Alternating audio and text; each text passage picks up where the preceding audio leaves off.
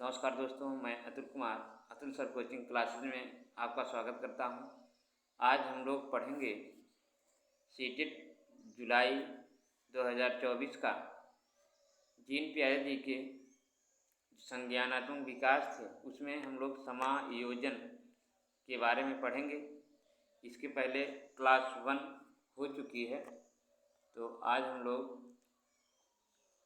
इसको जो है समायोजन क्या होता है उसके बारे में अध्ययन करेंगे। दिया है दोस्तों, समायोजन एक नई वस्तु के साथ संतुलन करने की प्रवृत्ति, मतलब नई वस्तु में अनुकूलन होने के लिए किसी की समझ को बदलना होता है। मतलब समायोजन का मतलब ये होता है कि कोई एक नई वस्तु के साथ संतुलन अगर बनाना है तो उसकी जो प्रवृत्ति होती है, कहा कि संतुलन करने की प्रवृत्ति मतलब नई वस्तु में अनुकूलन होने के लिए किसी की समझ को बदलना होता है। किसी की समझ क्या होना, थोड़ा सा बदलना पड़ता है। फिर आगे कह रहे हैं कि जीन प्यारे जी आगे बता रहे हैं कि समायोजन तब होता है जब किसी व्यक्ति को नई स्थिति का उत्तर देने के लिए मौजूदा योजनाओं को बदलना चाहिए, है ना। मतलब किसी भी नई वस्तु का उत्तर देने के लिए मौजूदा योजनाओं को बदलना चाहिए।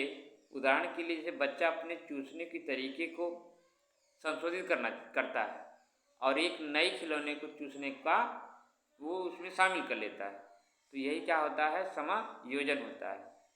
फिर कह रहा है कि जब कभी आत्मसात करने की प्रक्रिया काम नहीं करती है, क्योंकि नए अनुभव किसी भी मौजूदा स्कीमा में, कोई भी मौजूदा स्कीमा हो, उस स्कीमा में अनुकूलन नहीं होते, तो नए अनुभव के अनुकूल होने के लिए एक नए स्कीमा विकसित करना होता है। एक नया स्कीमा उसके अंदर विकसित करेंगे, तब वो जाकर के उसमें क्या करेगा, समायोजन करेगा। एक नया स्कीमा बनाने और किसी मौजूदा संज्ञानात्मक संरचना संशोधन करके सोचने और करने की विधियों को समायोजित करने की प्रक्रिया को समायोजन कहते हैं। ठीक है, समायोजित करने की प्रक्रिया को समायोजन कहते हैं। तो ये रहे आपके समायोजन। उसके बाद दोस्तों यहाँ पर एग्जाम्पल दिया हुआ है, यानी बताया है उदाहरण दे करके, इसमें उदाहरण दे करके बताया गया है। इसमें देखते हैं, कह रहे हैं कि मान लीजिए आप चेन्नई में छात्रों की एक कक्षा को वर्ष के लगभग 4 मौसम पढ़ा रहे हैं। जैसे चेन्नई आप टीचर हैं, वहाँ पर किसी बच्चे को आप पढ़ा रहे हैं, 4 मौसम के बारे में उसको पढ़ा रहे हैं।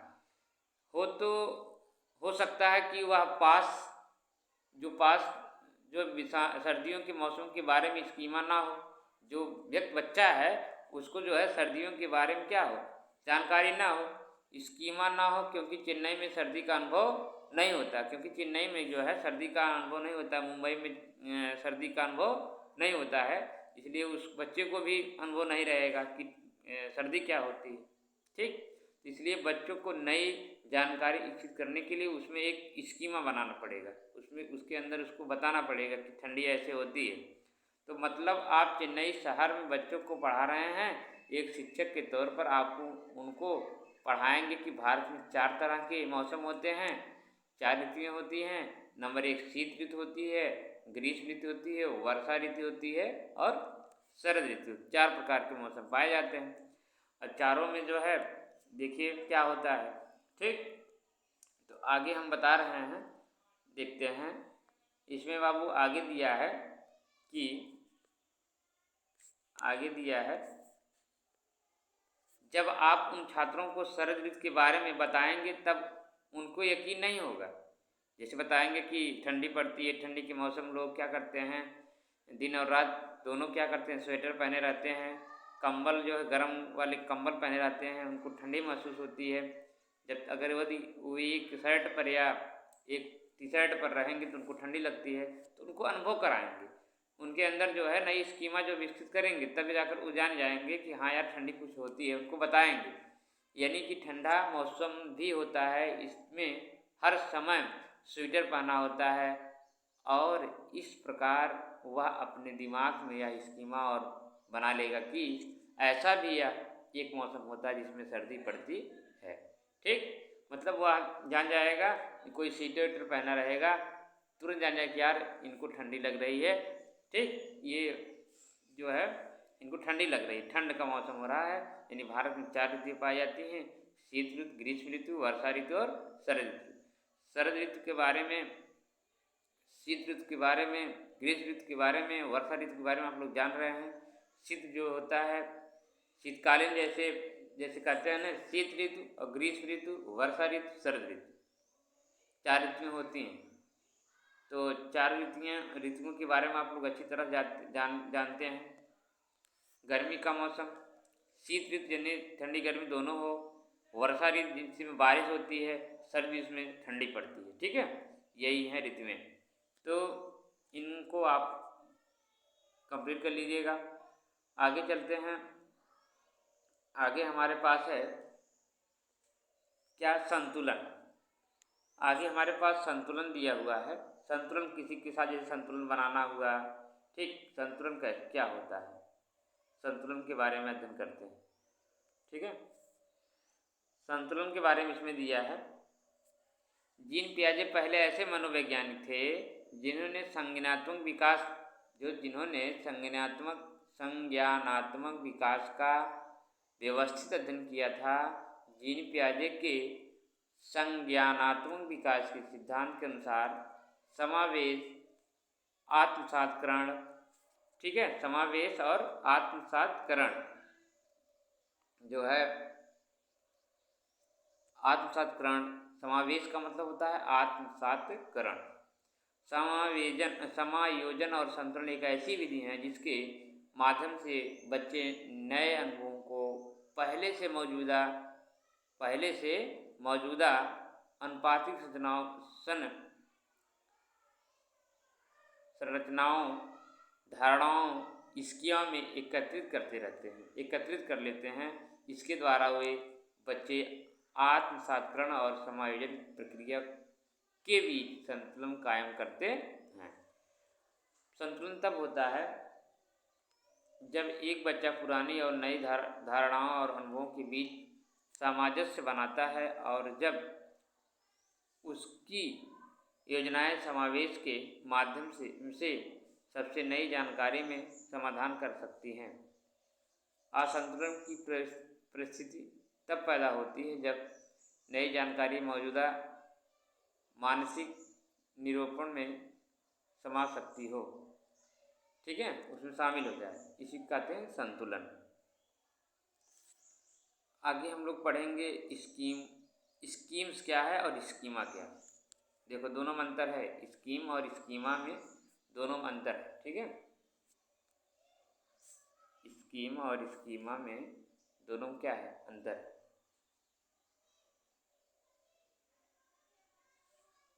सॉरी, ये 9वां हो गया था, ये 10वां। हाँ, संतुलन अब पढ़ना होगा। 10वां संतुलन लोग पढ़ लिए। उसके बाद स्कीमा के बारे में दिया हुआ है। ठीक है, स्कीम और स्कीमा देखते हैं। इसमें कह रहा है स्कीम्स क्या है? अनुभव या व्यवहारों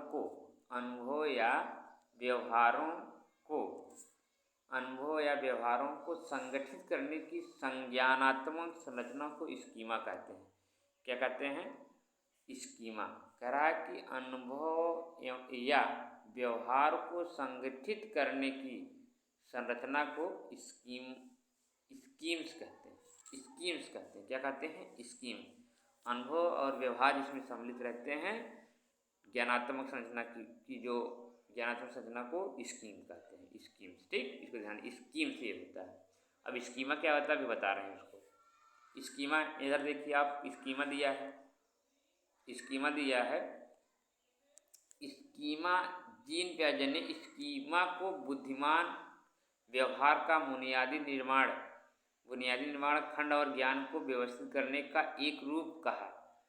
एक स्कीमा को विश्व के जुड़े हुए मानसिक अभ्यवेदन के एक समूह के रूप में परिभाषित किया जा सकता है। ठीक है, जिसका उपयोग हम स्थितियों को समझने और प्रतिक्रिया करने के लिए करते हैं।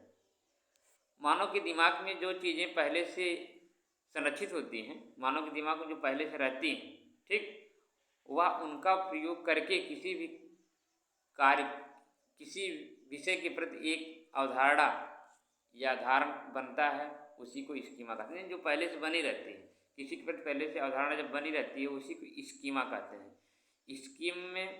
स्कीम्स में व्यवहार और क्या होते हैं शामिल? व्यवहार है, आपको बता दें, व्यवहार और अनुभव शामिल होते हैं इसमें। ठीक, व्यवहार और अनुभव स्कीम में, इसमें व्यवहार और अनुभव शामिल होते हैं। और इसमें क्या होते हैं, स्कीमा में आपके पहले से जो दिमाग में बना हुआ कोई चीज़ जो इकट्ठा हुई है, जो अवधारणा, वही क्या होती है, स्कीमा होती है। ठीक है, आगे आप लोग पढ़ेंगे बाबू, जीन पियाजे जी के संज्ञानात्मक विकास की 4 अवस्थाएं होती हैं। एकदम ध्यान दीजिएगा, इनको पढ़िएगा, ये इंपॉर्टेंट पूछता है क्वेश्चन में, क्वेश्चन बनाता है इसको। जीन पियाजे जी की कितनी अवस्थाएं हैं? संज्ञानात्मक विकास की 4 अवस्थाएं हैं। नंबर 1 है, इसमें बता रहा है कि जीन पियाजे का एक स्विट्जरलैंड दिया ना, स्विज यानी स्विट्जरलैंड हैं, स्विट्जरलैंड के वैज्ञानिक थे, मनोवैज्ञानिक थे, जिन्होंने अपने सिद्धांत में संज्ञानात्मक विकास का एक व्यवस्थित अध्ययन किया। इसके 4 चरण उन्होंने बताए, इनके 4 चरण बताए थे। चारों चरण कौन कौन है? संवेदी गामक अवस्था, मूर्त संक्रियात्मक अवस्था, पूर्व संक्रियात्मक अवस्था, मूर्त संक्रियात्मक अवस्था और औपचारिक संक्रियात्मक अवस्था। दोस्तों, संवेदी गामक अवस्था को इंद्रिय गामक अवस्था भी कहा जाता है, इंद्रिय गामक अवस्था भी कहा जाता है। इसमें शिशु क्या करता है, अपने इंद्रियों के माध्यम से सीखता है।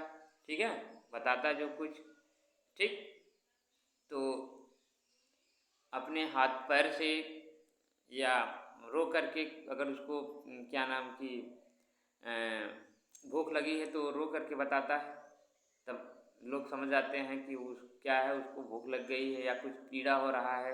ठीक, ये संवेदी गामक अवस्था होती है, यानी इंद्रिय गामक। इस अवस्था में सिर्फ अपनी ज्ञानेंद्रियों के माध्यम से क्या करता है, लोगों को बताता है, सीखता है। ठीक है, आगे आप पढ़ेंगे, इसमें दिया है, देखिए लाला, ये जन्म से 2 वर्ष होता है, इसको ध्यान दीजिएगा। ये जन्म से कितने वर्ष होता है? 2 वर्ष होता है। ठीक, इसको आप लोग ध्यान दे दीजिएगा। अब आपके सामने है दूसरा पॉइंट, 2 से 7 वर्ष जो हो रहा है, पूर्व संक्रियात्मक अवस्था। पूर्व संक्रियात्मक अवस्था, पूर्व संक्रियात्मक अवस्था क्या होती है? पूर्व संक्रियात्मक अवस्था में 2 से 7 वर्ष तक के बच्चे होते हैं इसमें। अब ध्यान दीजिएगा, 2 से 7 वर्ष तक के बच्चे किसमें पाए जाते हैं? पूर्व संक्रियात्मक अवस्था में पाए जाते हैं। ठीक है, किसमें? पूर्व संक्रियात्मक अवस्था में। ठीक, आगे है, आगे हम लोग पढ़ेंगे, आगे दिया है लाला की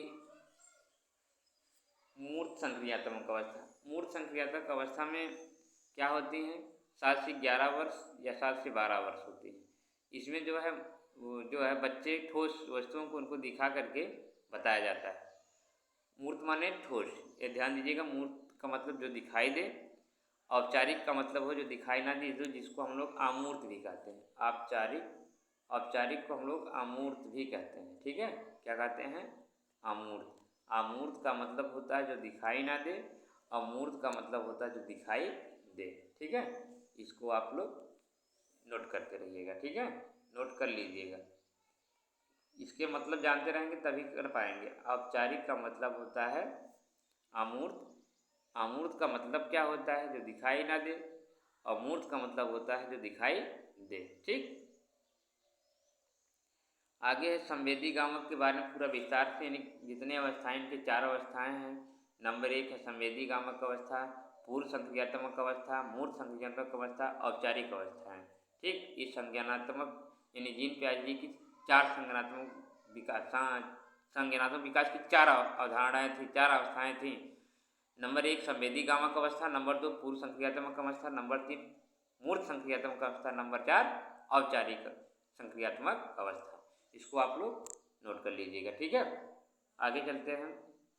आगे दिया है इधर कि संवेदी गामक अवस्था में कि यह जो जन्म से 2 वर्ष होता है, इस अवस्था में शिशु अपनी ज्ञानेंद्रियों के माध्यम से सीखता है। यहाँ देखो मैं बता रहा था, इसमें जो है संवेदी गामक में बच्चा जो है अपने जो है इस अवस्था में शिशु अपनी ज्ञानेंद्रियों के माध्यम से सीखता है। ठीक है, तो आगे दिया है, आगे दे रहा कि और क्या होता है, इसको बड़ा कर दे रहे हैं ताकि आप लोगों को दिखाई दे। इसमें दे रहा है बाबू कि इस अवस्था में शुरू अपनी इंद्रियों के साथ साथ वस्तुओं के साथ साथ शारीरिक संबंध का उपयोग करके दुनिया के बाद का निर्माण करता है। जैसे कि कुछ चीज़ें पकड़ने, खेलने, जो उसने और कदम रखने जैसे शारीरिक संबंध का उपयोग करता है, और वह अपनी इंद्रियों की जैसे सुनना, देखना, देखने का प्रयोग है ना, वो अपनी इंद्रियों के माध्यम से करता है। तो ये सब चीज़ें किसमें घटती हैं? संवेदी गामक अवस्था में। इस चरण की सबसे महत्वपूर्ण उपलब्धियों में से एक यह वस्तु अस्थायित्व का विकास होता है। इसमें जो है वस्तुओं किस वर्ष के बच्चों में वो जो है जीन पियाजे जी के कथन के अनुसार वस्तु अस्थायित्व पाया जाता है। किसमें पाया जाता है? 0 से 2 वर्ष तक के बच्चों में, यानी जो है संवेदी गामक अवस्था में अस्थायित्व की भावना पाई जाती है। उसके बाद इस अवस्था में वस्तु अस्थायित्व का गुण आ सकता है, यानी शिशु अपने दिमाग में वस्तुओं को छपा है ना, वस्तुओं को छाप बना लेता है। कोई भी वस्तु होती है उनको वो छाप बना लेता है। जैसे मम्मी को अपने वो पहचानता है, अगर कोई दूसरा ले लिया तो उसको क्या कर देता है, वो रोने लगता है ना। मतलब अपने जो उसके बार बार उसके पास जाता है, और जो चीज़ें आप जो है क्या करेंगे, लिए रहेंगे कोई वस्तु, उसको अगर दे दिए, एक बार दे दिए, 2 बार, जब दिया रहता है, देखे रहता है, जब तक वो नहीं पाता है क्या करता है, हमेशा रोता रहता है। ठीक है, जब वो पा जाता है तो रोता नहीं है। तो ये जो होती हैं उसके अंदर, यानी 0 से 2 वर्ष तक के, यानी जन्म से 2 वर्ष तक के बच्चों को संवेदी गामक अवस्था के रूप में जाना जाता है। आगे हम लोग पढ़ते हैं पूर्व संक्रियात्मक अवस्था। पूर्व संक्रियात्मक अवस्था में दिया है, क्या दिया है, यह क्रिया करने से पहले की अवस्था है। पूर्व जो संक्रियात्मक अवस्था है, क्रिया करने से पहले अवस्था है। इसमें बच्चा जो सामने आने वाली चीज़ों को देख पाएगा और समझ पाएगा, लेकिन कोई क्रिया नहीं कर पाएगा। सामने रखी गई वस्तुओं को देख सकता है, सामने आने वाले व्यक्तियों को देखता है, लेकिन वह क्रिया नहीं कर पाएगा। जीन पियाजे के अनुसार पूर्व संक्रियात्मक के एक ऐसी अवस्था है जिसमें एक बच्चा अवधारणात्मक अपरिवर्तन, भाषा विकास, केंद्रीकरण और अहमवाद और जीववाद प्राप्त होता है। ठीक, तो इसमें जो है इतनी घटनाएं घटती, अपरिवर्तनीयता, विकास, भाषा विकास, केंद्रीकरण, अहम केंद्रवाद और जीववाद प्राप्त होता है। इसमें मूर्त संक्रियात्मक अवस्था में, जीन पियाजे जी के मूर्त संक्रियात्मक अवस्था में 2 से 7 वर्ष चलती है। इसमें बच्चे क्या करते हैं, अहम केंद्रित होते हैं, जीववाद होते हैं, भाषा विकास, केंद्रीकरण होते हैं, अपरिवर्तनीयता होती है इनके अंदर इस वर्ष के बच्चों में। ठीक है, आगे देख रहे हैं, बच्चों में स्मृति, कल्पना और जिज्ञासा का विकास होता है। इस अवस्था में वह चीज़ों को प्राकृतिक प्रतीकात्मक रूप में समझने में सक्षम होते हैं। जैसे कि वह खेलते समय घर घर खेलना खेलता है और चाय पार्टी भी करता है। मतलब छोटे से बच्चे जो है 2 से 7 वर्ष होते हैं, देखते हैं आप अक्सर वो लोग खेलते रहते हैं, दियली लेकर ये लेकर के खिलौने छोटे छोटे लेकर के वो लोग खेलते रहते हैं। ठीक, आगे है जीववाद किस अवस्था में पाई जाती है। जीन पियाजे जी की जो है वह अवस्था है पूर्व संक्रियात्मक अवस्था। पूर्व संक्रियात्मक अवस्था में जो है जो 2 से 7 वर्ष होती है, इसमें जीववाद और अहम केंद्रीवाद और अपरिवर्तनीयता पाई जाती है। जीववाद जो है किस, देखो इसमें दिया रहा है, इसमें दिया रहा जीववाद अवस्था में बच्चा क्या करता है, बच्चा सजीव और निर्जीव के अंतर नहीं स्पष्ट कर पाता है। ठीक, सजीव और निर्जीव के अंतरों को स्पष्ट नहीं कर पाता, वह सबको वह जीववाद क्षमता है। जो बच्चा सोचता है कि निर्जीव वस्तु में एक व्यक्ति की तरह जीवन और भावनाएं इरादे होते हैं, जैसे कि वह खेलने के साथ खेलता है, खिलौने के साथ खेलता है, तब वो उससे बात भी करता है, उसके साथ खेलता भी है, मतलब उससे बातें भी करता है कि यह क्या है, इसमें जीव है, इसमें जीव पाया जाता है। जब खेलता है उससे बात करता है। ठीक, उसके बाद अलग दे रहा अहम केंद्रवाद, यानी इसको जो है अहम रहता है कि बस हमारे जैसे हम जो कर रहे हैं वो ठीक कर रहे हैं। जब बच्चा यह सोचना शुरू कर देता है कि वह जो कर रहा है, सोच रहा है, वह सब सोचते हैं कि वह ठीक कर रहा है, यानी इसमें जो होता है हम केंद्रित वाले में बच्चा सोचता है कि हम जो कर रहे हैं वो ठीक ही कर रहे हैं। ठीक, और फिर देखिए क्या कहता है, अपरिवर्तनीयता इसमें पाई जाती है। किसमें? अपरिवर्तनीयता, मतलब परिवर्तन चीज नहीं, इसमें उल्टा तरह, इसमें बच्चों वस्तुओं की संख्याओं समस्याओं आज को पलटना नहीं जानता है। जैसे कि इसमें करा 4 + 5 = 9, 4 + 5 = 9 और 5 + 4 = क्या होगा वो नहीं जान, वो क्या करेगा, वो 4 + 5 दोगे तब 9 लिखेगा, और 5 + 4 लिखोगे तो वो नहीं लिखेगा। ठीक है, क्योंकि वो अपरिवर्तनीय होता है, परिवर्तन करके उसको, इसमें परिवर्तनशीलता नहीं पाई जाती है। ठीक है, 2 से 7 वर्ष तक के बच्चों को। ठीक, इसमें ध्यान दीजिएगा। ये जीन पियाजे जी की दूसरी अवस्था है पूर्व संक्रियात्मक अवस्था। पहली थी संवेदी कामक अवस्था, दूसरी है पूर्व संक्रियात्मक अवस्था, 2 से 7 वर्ष होता है। उसके बाद तीसरी आपकी आ जाएगी मूर्त संक्रियात्मक अवस्था। ठीक है, पहले हम लोग इसको समझते हैं। यहाँ चौथा पॉइंट दे रहा है कि मुद्रा संपत्ति, भार, ऊंचाई, दूरी आदि की धारणा की कमी इस अवस्था में होती है। किस अवस्था में वो भार को नहीं जान पाता, ऊंचाई को नहीं जान पाता, दूरी क्यों नहीं जान पाता है। ठीक, किस अवस्था में? जीन पियाजे जी की जो है पूर्व संक्रियात्मक अवस्था, जीन पियाजे जी की पूर्व संक्रियात्मक अवस्था में जो 2 से 7 वर्ष चलती है। इसमें बच्चा क्या होता है, ना ऊंचाई के बारे में जान पाता है, ना जो है अंकों को पलट कर अगर बता दिया जाए, जैसे एक बार अगर बता दिया गया इतना होता है, अंकों को पलट दिया जाए तो वो भ्रमित हो जाता है। बच्चों में इसी में पूर्व संक्रियात्मक अवस्था में बच्चे अहम केंद्रित होते हैं, वो अपने से सोचता है कि जो मैं कर रहा हूँ वो सही है, और जीववाद भी इसी में पाया जाता है। बच्चे सोचते हैं कि खिलौने में भी जान पाया जाता है। ठीक, तो इन सब चीज़ों को बच्चे क्या करते हैं, सीखते हैं। ठीक, आगे है, आगे हम लोग पढ़ेंगे क्या है, और बच्चा क्या करता है, कह रहा है, हम चारों जो है कंप्लीट कर दे रहे हैं। और बच्चा इसमें कह रहा है कि यदि कह रहा है कि यदि आप बच्चे के सामने से 100 के नोट रख दें और एक तरफ चिल्लर रख दें, तब उसमें से वह चिल्लर को ही चलेगा, क्योंकि वह देखने में ज़्यादा लगता है।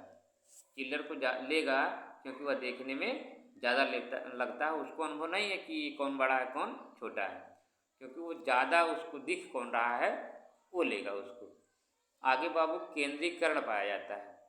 क्या पाया था? केंद्रीकरण, किसमें? उसी में पूर्व संक्रियात्मक अवस्था में जब बच्चा किसी वस्तु की सारी विशेषताओं को छोड़कर केवल एक विशेषता पर ध्यान देता है उसी को कहते हैं केंद्रीकरण। सिर्फ एक विशेषताओं पर अगर जब ध्यान देता है उसी को कहते हैं केंद्रीकरण कहलाती है, केंद्रीकरण अवस्था कहलाती है। ठीक है, आगे दिया है बाबू, आगे है मूर्त संक्रियात्मक अवस्था। अब मैं बताया ना मूर्त संक्रियात्मक अवस्था में बच्चे क्या करते हैं, ठोस वस्तुओं को दिखाकर इसमें बताया जाता है। इनको यहाँ पर ठोस वस्तुओं को दिखाकर बच्चों को पढ़ाया जाता है। मूर्त का मतलब होता है ठोस, ठीक, जो दिखाई देने वाली चीज़ हो। तो देखते हैं, मूर्त का मतलब ठोस जो दिखाई देने वाली हो। तो इसमें हम लोग पढ़ रहे हैं, पढ़ लेते हैं। कह रहा है कि मूर्त संक्रियात्मक अवस्था में बच्चा ये कितना 7 से 11 वर्ष चलता है, वो 2 से 7 वर्ष चला, ये 7 से 11 वर्ष। मूर्त संक्रियात्मक अवस्था में बच्चा सामने रखी हुई चीज़ों को देखकर ही कुछ कर सकता है और उस पर चिंतन करना शुरू करता है। अगर सामने कोई चीज़ वस्तु रखी गई है तभी वह देख करके उसका अनुभव करेगा। ठीक, जैसे कह रहा है इस मतलब पहला पॉइंट ये मैं बता रहा कि इस अवस्था में अपलटावी जीववाद, मुद्रा, भार आदि की अवधारणा का गुण आ जाता है। इसमें जो है ना ये सब चीज़ें आ जाती जो अगले वाले में नहीं थी, इसमें क्या होती आ जाती हैं। अपने स्वयं के विचारों और दूसरों के विचारों के बीच अंतर करने की क्षमता आ जाती है इसमें। ठीक, इसमें मूर्त संक्रियात्मक अवस्था में, ठीक है ना, क्योंकि उम्र बढ़ गई है, उम्र बढ़ी है तो इनमें वो समझेगा ये मुद्रा है, 2 रुपया है, 5 रुपया है, कि इनमें अपलटावी भी आ जाता है, जीववाद भी आ जाते हैं। ठीक है, आगे कह रहा बच्चे जो होते हैं बच्चे वस्तुओं को उनकी संख्या, द्रव्यमान आदि की अवधारणा पर वर्गीकृत करते हैं, यानी बांटते हैं, अलग करते हैं। वर्गीकृत मतलब क्या होता है, अलग करना। बच्चे वस्तुओं और घटनाओं के बारे में तार्किक रूप से सोचने की क्षमता आ जाती है। इसमें ये लोग तर्क करते हैं, अगर ये वाला ऐसा है तो ये वाला क्यों नहीं ऐसा है। ठीक है, तो इसमें तर्क शक्ति यानी इसमें तर्क शक्ति पाई जाती है।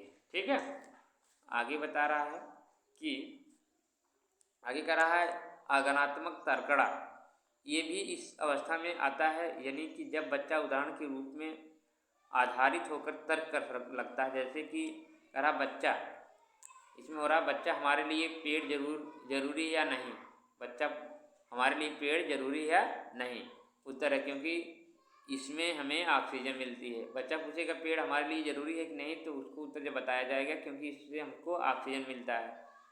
ठीक, तो वो जानेगा कि यार इससे हमको ऑक्सीजन मिलता है, हम इससे क्या करते हैं, इनको हम कार्बन डाइऑक्साइड देते हैं, वो हमको ऑक्सीजन देता है।